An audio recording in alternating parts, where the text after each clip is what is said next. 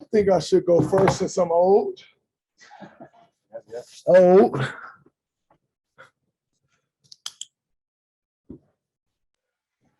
Thank you everybody for your patience. We're ready to start with Draymond. Go with James Edwards. Hey, Draymond, Jeremy's first opportunity with Team USA. What have you seen from him from afar, his first year with the Pistons, and just your overall impressions with him this last year? I think the growth in his game has been incredible. I still remember the days in Philly of the scouting report being, hey, he downhill and he's Euro stepping every time, and playing off of him, giving him the shot, and to watch, his journey. He's one of the guys in the NBA now, and all-star, just an incredible year. And then going to Pistons, obviously I always watch the Pistons. I'm from Michigan.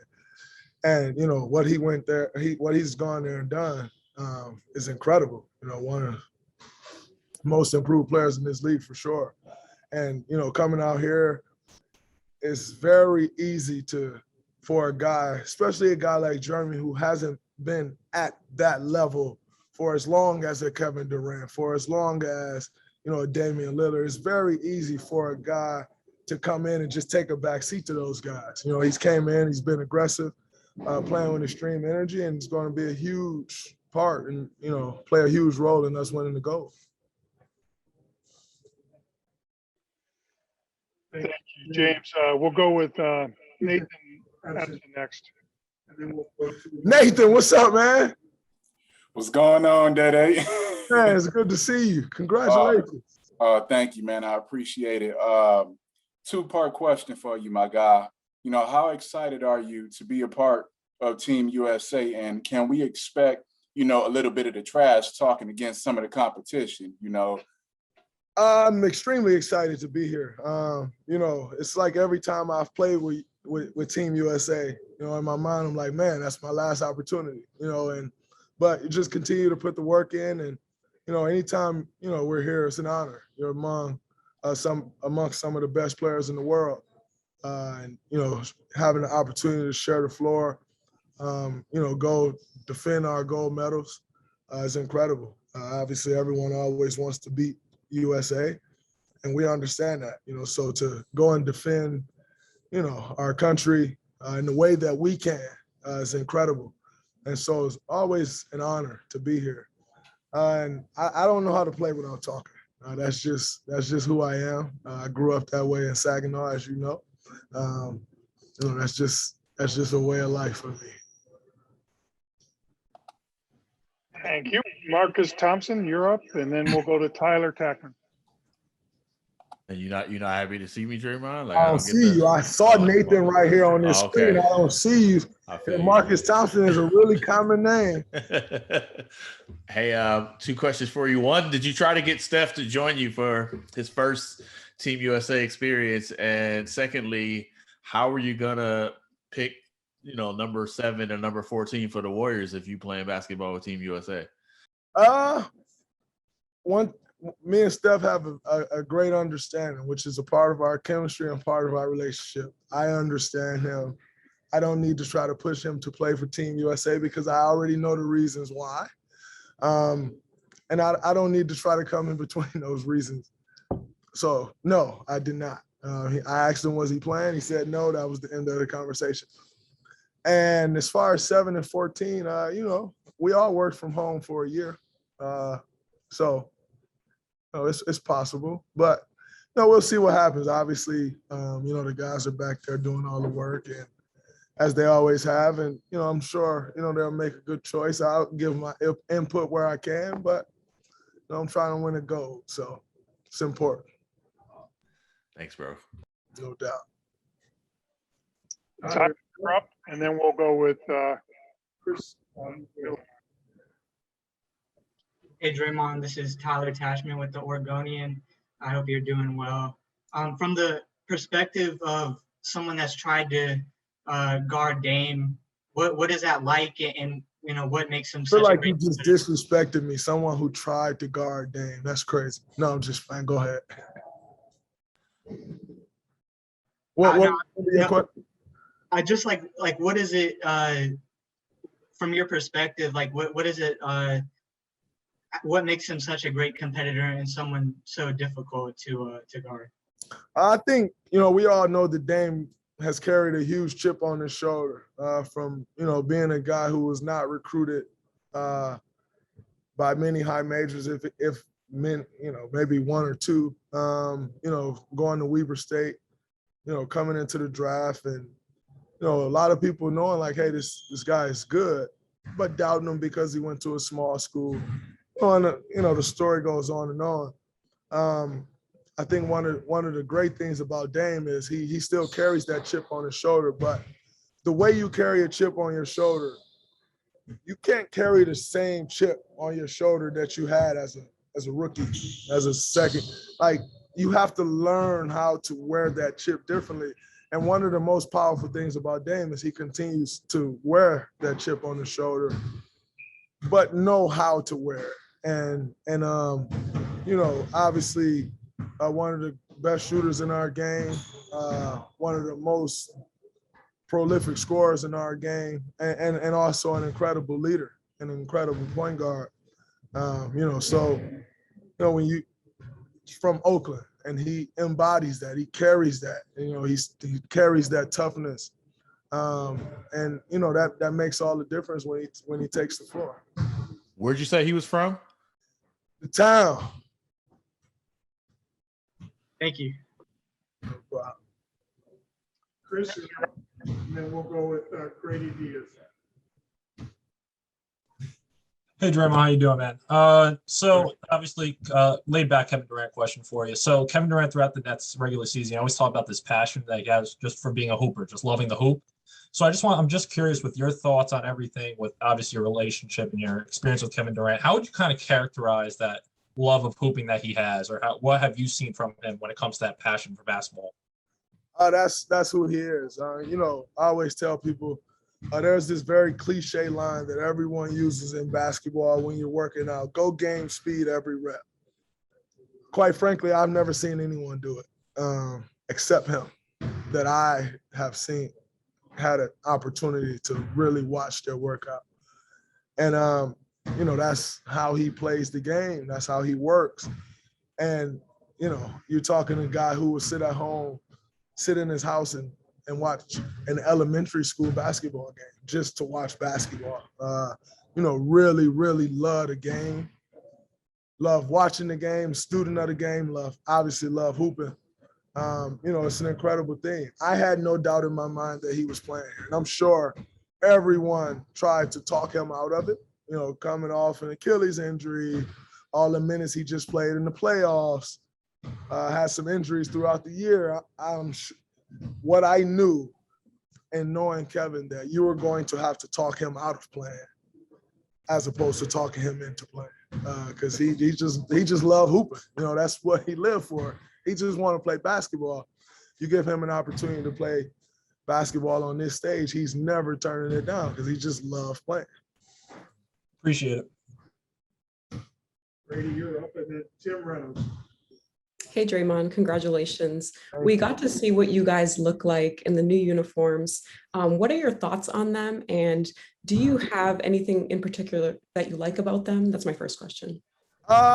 Nike knocked those out the park. Did an incredible job. And I love all the detail in it. I like how the colors are fading in and out. You kind of get a little touch of baby blue in there, which kind of makes the not baby blue, quite baby, but lighter tone blue than normal navy. And it just kind of brings the uniforms to life. So extremely great. As I said yesterday, it's going to look incredible winning the gold in those uniforms. They're amazing. And so I'm excited about them.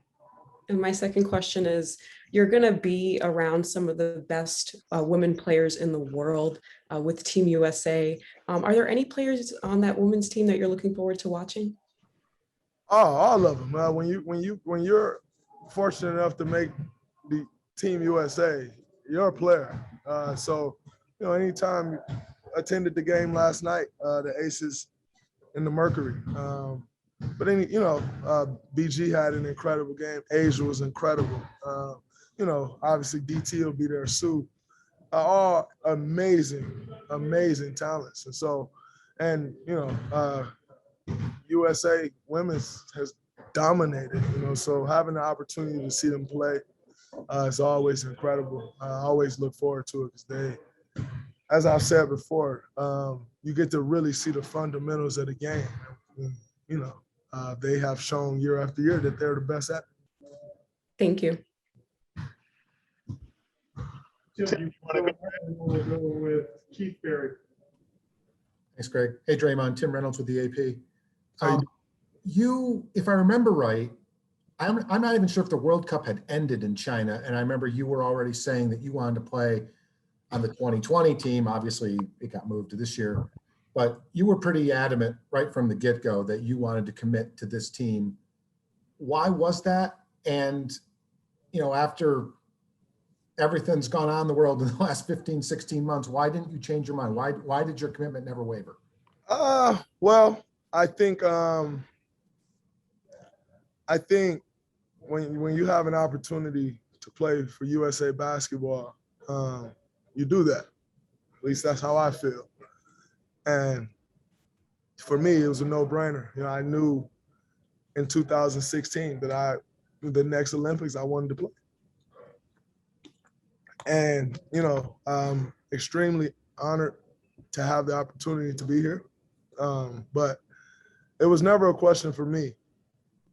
This is what we work for. You work for the accolades. You work to win. You work to be on top of the world. That's what you put the work in for. And the reality is this year it's a 5-6 week commitment. And looking at it, I can look at it short-sighted and say, 5 or 6 weeks, most of my summer, but it's 5 or 6 weeks. But I looked at it differently. I looked at it as 5 or 6 weeks of the rest of my life. And I'm sure there's several things that I could have done, or several other pockets of 5 to 6 weeks that I can do whatever I would do with these 5 to 6 weeks. But the Olympics aren't one of them. You get one chance every 4 years, in this case 5. And I didn't want to pass up that opportunity. I think as far as, the last 16 months or whatever it's been, I think we all will look back at some point and truly reminisce or just really try to conceptualize how insane this time has been.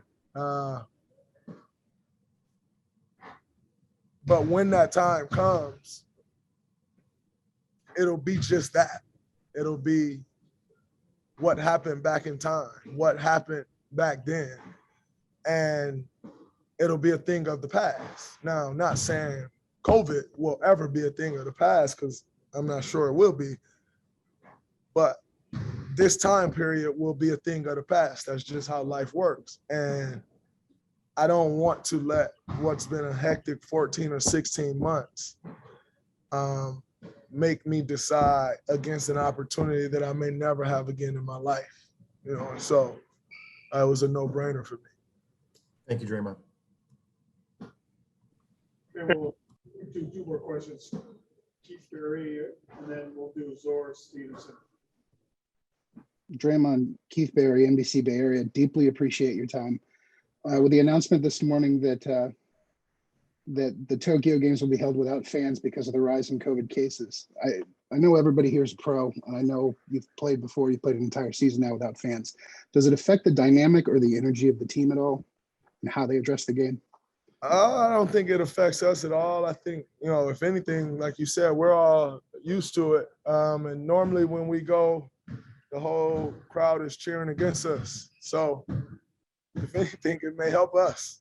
Because everybody's normally pulling to see us lose. And, you get a lot of these countries that really feed off their crowd, and you'll have other countries coming to support those countries to beat us. And so if anything, it may help us. It's unfortunate, obviously, what's happening in Japan, the cases are rising. You hate to see it happen. But just from a pure basketball standpoint, I don't think it gives us a disadvantage because for the better part of the last calendar year, most of us has been playing in front of no fans or very little. So I think we'll be accustomed to that, know how to create our own energy. And from a fan standpoint and all the boos and people going against us, maybe it helps. Question be Zora Stevenson. Hi, Draymond. Zora Stevenson with NBC Sports.